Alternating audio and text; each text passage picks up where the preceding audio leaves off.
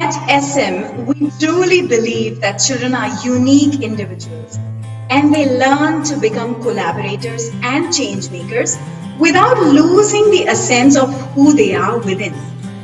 Children have constantly been displaying their uniqueness to the world in a variety of ways of expression. This 100-language exploration enables them to see the uniqueness in themselves, others, and the choices they make by choosing the variety of ways they want to express themselves. So this event is to celebrate children in all their ways of expression, for who they are and the uniqueness that each of them carry. The past 2 years we did this through Poetic Soiree. If you remember, children would be introduced to poems, different kinds of poems, and children would take that inspiration and create their own poems and present those poems, right? So this year we have embarked on the journey of exploring 100 ways of expression. For the new parents, Poetic Soiree was a stage where children explored poems as a way of self-expression. That's right. Children may not always know what is the right thing to say, but they sure know what they want, what they think, and what they really care about. One of our youngest children in preschool raised his hand up to the ceiling with a lot of joy and enthusiasm. And this was during a lunch break, okay? And he looked at all of us facilitators there. And we too raised our hands up with a lot of joy and enthusiasm. This was a form of communication without any words. Don't we all have 100 languages? What do you think? What could be our 100 languages? Here's the father of Reggio Emilia philosophy, Malaguzzi, who beautifully describes what this 100 languages looks like to children. And what better treat than hearing this from our children themselves?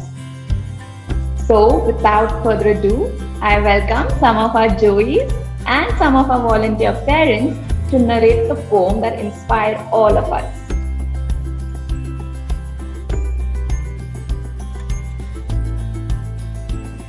No way, the 100 is there, by Malaguzzi.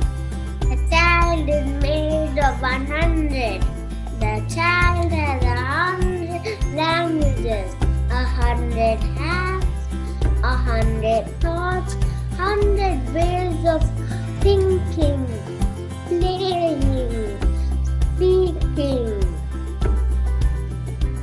100, always 100 ways of listening, of marveling, of loving, 100 joys for singing and understanding. Worlds to discover, 100 worlds to invent, 100 worlds to dream. The child has 100 languages to 100 more. But they steal 99. The school and the culture separate the head from the body.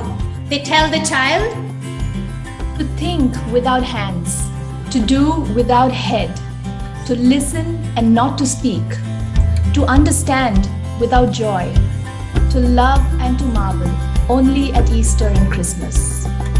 They tell the child to discover the world already there, and of the 100, they steal 99.